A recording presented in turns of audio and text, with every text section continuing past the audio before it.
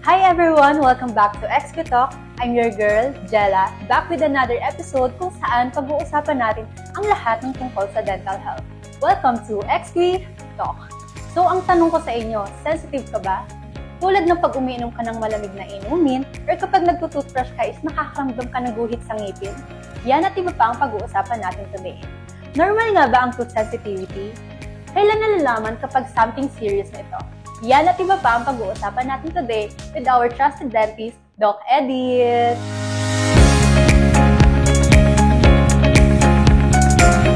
Hello, Jella. I'm happy to be here at excited akong i-discuss yung topic na to because there are a lot of people na hindi nila nanonotice na sensitive na pala yung mga ngipin nila until such time na lumala na. Ay nako, totoo yan, Doc. Actually, ako din nakakaranas ng ouchie moment. Pero sinasabi ko na lang talaga na bahala na si Batman. Pero hindi pala dapat ganon. Kaya super excited ako sa discussion natin today. Kaya ang first question ko sa'yo, Doc, is kapag ba ang sinabi nila kapag sensitive yung ngipin is sira na agad yung ngipin? No, it doesn't necessarily mean na sira na kaagad ang ngipin.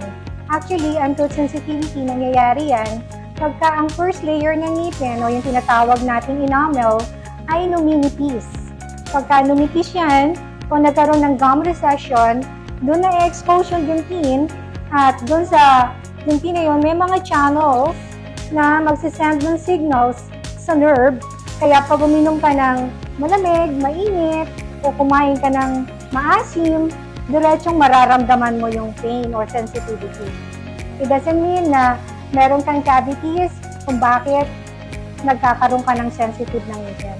Ganun po pala yun, Doc. So, ano po yung possible reason or causes ng tooth sensitivity?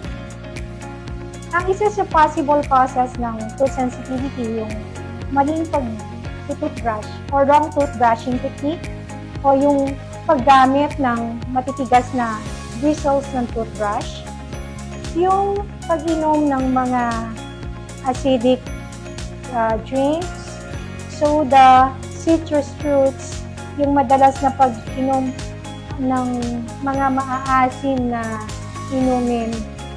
And yung nanggigigil pagka nagtutoothbrush, na parang nagbabrush ng shoes o nagbabrush ng kawali, ganon. Yun yung most na nakaka-apekto ng enamel. We call this one enamel erosion. Grabe, Doc. Ganun pala karami yung possible causes ng tooth sensitivity. So ngayon, Doc, may dental myths kami or haka-haka kung tawagin. And sabihin niyo po sa amin kung correct or not and short explanation lang po. Ready ka na ba, Doc? Yes, of course. So our first question is, kapag po ba may tooth sensitivity is pinapasukan ng hangin or like kapag kumakain po ng malalamig is, ayun po yung one of the reasons. Isa siya sa nag-trigger ng sensitivity ng ngipin. But actually, it is the enamel erosion o yung pagnipis ng ngipin. Dahil nga dun sa pwedeng sa cavities, pwedeng sa gum recession.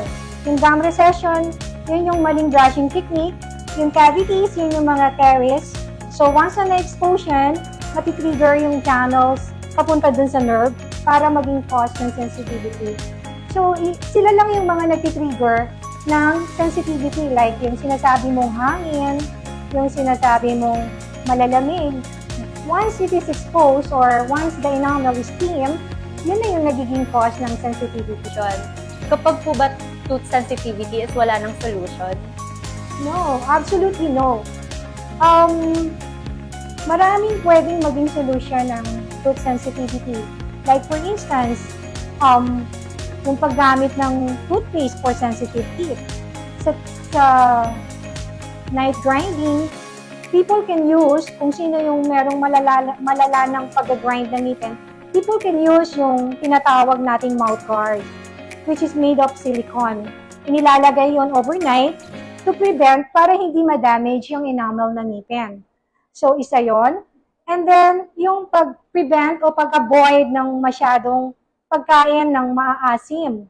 Direktang maaasim na pagkain or mga inumin. Pwede naman gumamit ng straw just in case you really wanted to drink yung mga maaasim na yun. pwede naman gumamit ng straw.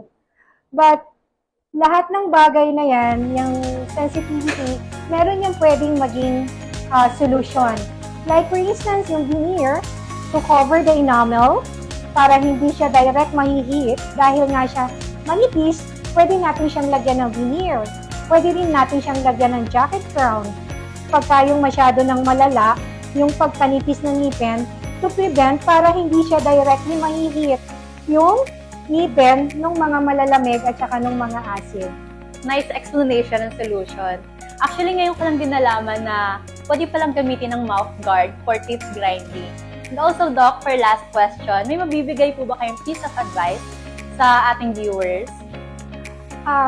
Yun lang, kailangan talaga ang lahat ng tao, bata man o matanda, kailangan meron tayong regular dental checkup.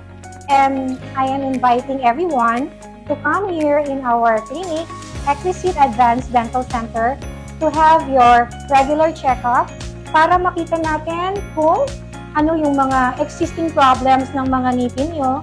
Like, kung masyado na siyang sensitive, pwede natin siyang i-cover ng veneer or ng jacket crown or ng composite kung hindi na kaya yung sensitivity. And some more, yung mga may caries, kailangang i-prevent para hindi na mas lalo siyang lumala at mapunta dun sa tinatawag nating magkaroon ng pulp exposure. So, yun yung mag-trigger lalo ng from sensitivity, magiging pain na siya. And mas magiging malala, mapupunta na siya sa root canal treatment. So, prevention is better than cure. Much better na ang lahat ng tao ay nagpapacheck up regularly sa kanilang dentist. Ayan, wag nyo nang i-ghost ang tooth sensitivity nyo. Magpa-check up na kayo kay Doc Edith. At dyan nagtatapos ang ating discussion today. Thank you so much, Doc Edith, for sharing your expertise. It's my pleasure, Jella. Kaya kapag may concerns or questions kayo, just message us o kaya visit lang po kayo sa Laguna or Manila area namin. And see you again on our next episode here lang sa XP Talk, where healthy smiles begin!